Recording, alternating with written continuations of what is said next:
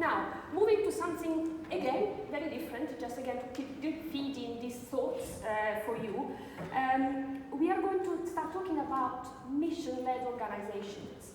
And I'm really looking forward to this next presentation. For example, Tesla. So you may know that Elon Musk, the CEO of Tesla, has got the mission, has always had the mission for the company to revolutionize, actually to accelerate the transition of the world towards sustainable energy. So he's never said, I want to sell cars. But it's got a mission which is very much about meeting a very specific need, not just at a customer level, but also more broadly at a society level. And for me, that is a very different way of driving a business that takes away from the transactional selling to the actual thinking about what am I trying to achieve to solve a need, to solve a problem. And the next speaker will tell us about their story, and they're doing something very, very similar. So it's Mann from Brompton Bicycles, and they've got a very similar mission to change the way people move around cities. So I'm really looking forward to hearing his story.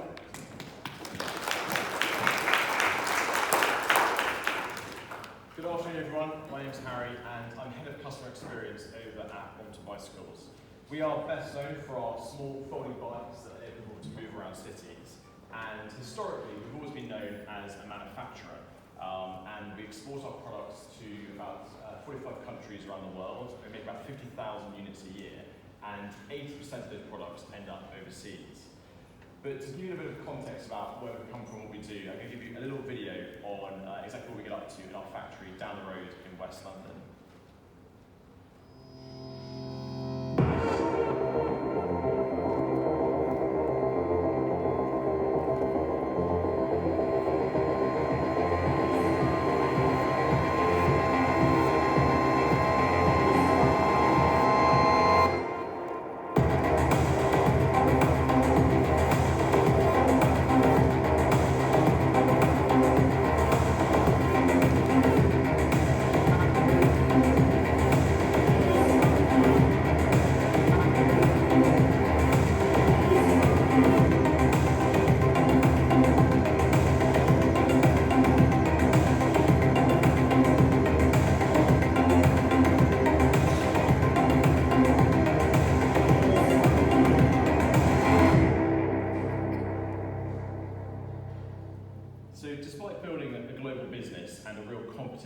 In manufacturing.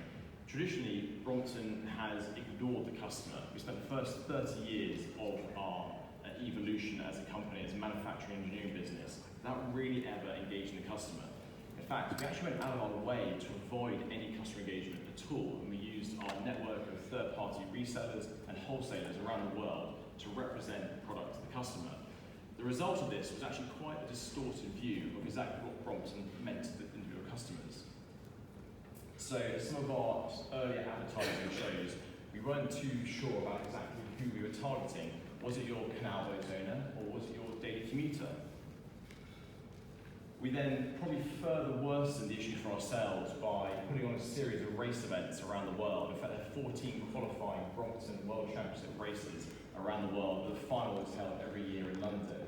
And this kind of pitched the brand as the perfect bike for racing if you want to do it with other people in fancy dress. And that's how it is. And finally, if some of you have seen it, we ended up being somewhat parodied in the BBC series W1A, becoming the focus of quite a lot of attention, so much so that people thought we actually sponsored it, in terms of how Brompton was within the fabric of the DNA of the BBC. And for us, this is really a point where we thought, do you know what, we actually maybe have got such a distorted view from the customer's perspective, maybe we should try and actually take control and engage them deeper. So, having made bikes for 35 years, about 5 years ago, we set out on a real sort of mission to change the way we engage customers. And the real effort with that was defining about why we made the bikes in the first place, and selecting this mission to change the way people move and therefore experience cities. This manifests itself in really a rebranding exercise and 3 key mission statements. Firstly, Brompton made for cities. Yes, it's made for canal boats and commuting, but actually it really comes alive in the city and bring real focus to where the product can be most used and you get the most out of it. Secondly, was made for you, a bit of a nod to the fact that we can offer mass personalisation within Brompton at scale. And finally, made in London, reflecting the heritage that all our bikes are handmade in West London. Now, we had quite a unique challenge, and this is no way near as pretty as the previous diagrams that have gone on, but really kind of almost looks at the starting point for where we began this journey. We literally had to map out a piece of paper where to begin, and this is because we had around 500,000 owners around the world, and about millions more potential owners, prospects living in cities that could actually really benefit from our products. It's quite a neat problem. 5 years ago, we literally didn't have a strategy on how to engage the customer. We were so focused on manufacturing, we really started from scratch. And actually, that's quite a privileged position to be in. Very little legacy systems, very little expectation from our customers, to be fair, and therefore, great opportunity to try and impress them. And so we set about trying to build an engagement strategy, trying to think about how we can really map all the touch points, pull them together, create a seamless experience. And as you can see by the levels of red ink and a lot of minus scores, we weren't doing a particularly good job. We also had to figure out what kind of technology platforms we might put in place to try and underpin that. And without creating too much of a myriad of different systems, think about what we could do, which technology systems and solutions could really weave together to create a seamless experience. Part of the initial outset was to really define the scope of what we wanted to achieve. With exported to 45 markets around the world, we really appreciated the fact we had a global customer. For example, in Japan, we had a classic Mann, a middle-aged man in his lycra, who cherishes his Brompton, absolutely loves it. It's the thing he takes out on the weekends, goes for rides with his friends. Sometimes they have team kit as well, but he'll never ever take it out in the rain, just in case it gets a little bit wet or damaged. On the other side, we've got South Korea, which is a much younger, more vibrant market. And this is actually a collaboration we did with Line, which is the equivalent of WhatsApp in South Korea.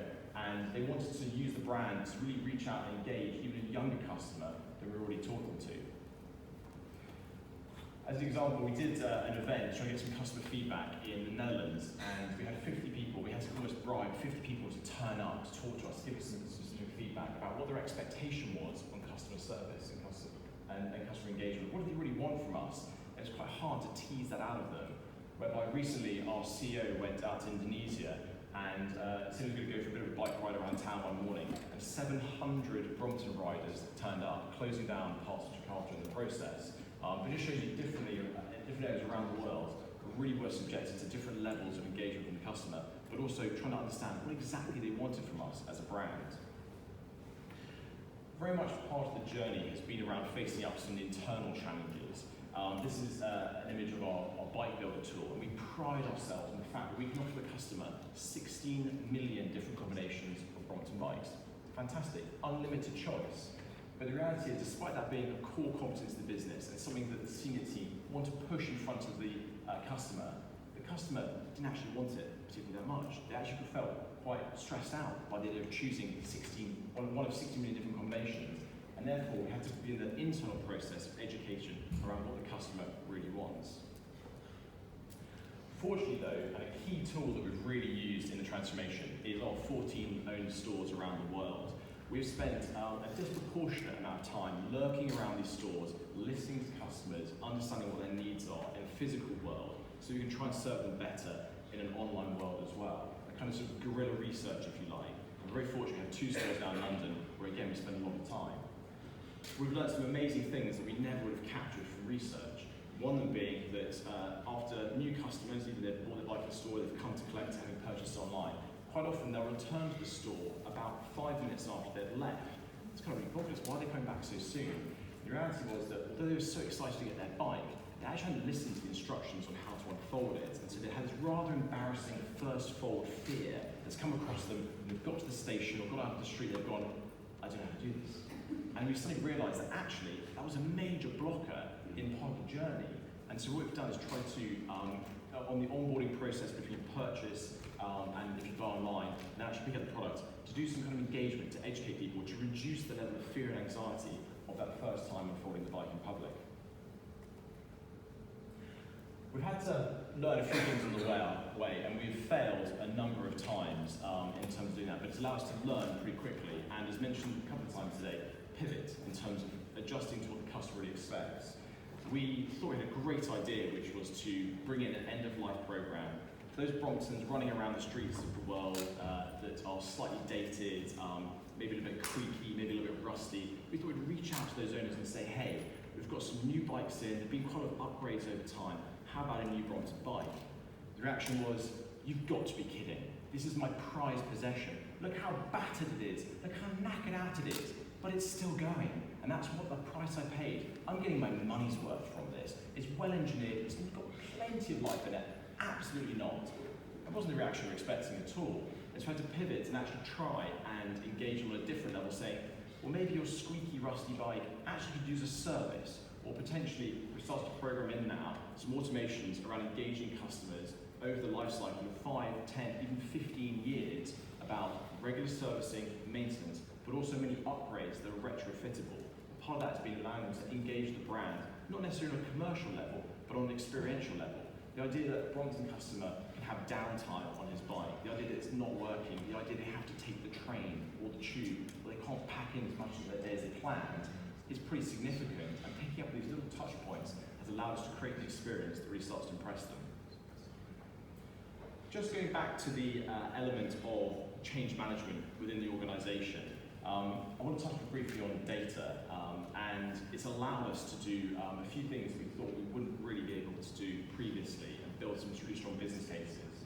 The latest one we've tried actually is turning off the phones, and the senior management team, unsurprisingly, were a little bit concerned about this, and we actually did quite an analysis prior to taking the move and looking at how email and chat were being used to engage our customer, and what the satisfaction levels were like, and also what the chattisfaction levels were like as well.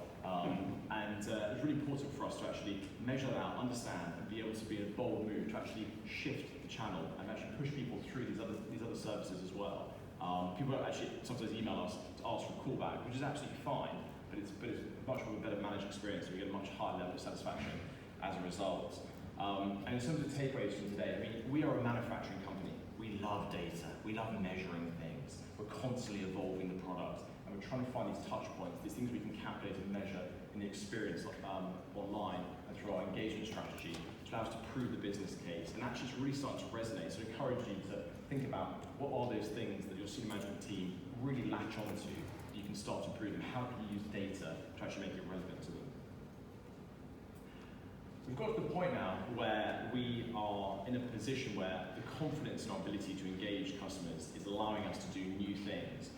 This is our electric bike, exactly the same as a normal Brompton, but it's got a motor in the front hub and a battery in the bag that allows you to effortlessly fly around the streets of the city without too much effort, especially on a hot day like today. Probably wish I'd take one here. We launched this product direct to customer. First time ever we sold it product direct to customer. And we moved the relationship from being informational to something transactional. Customers were giving us £2,500 at a time and expecting a great experience. But through the work that we've done, we've actually managed to manage it reasonably well. And one of the outputs is having the confidence to actually do this, to try new things. And we've gone now a step further in terms of engaging the customer. We've actually started to bring the customer much more inside the company and actually start to involve them in some of our marketing efforts.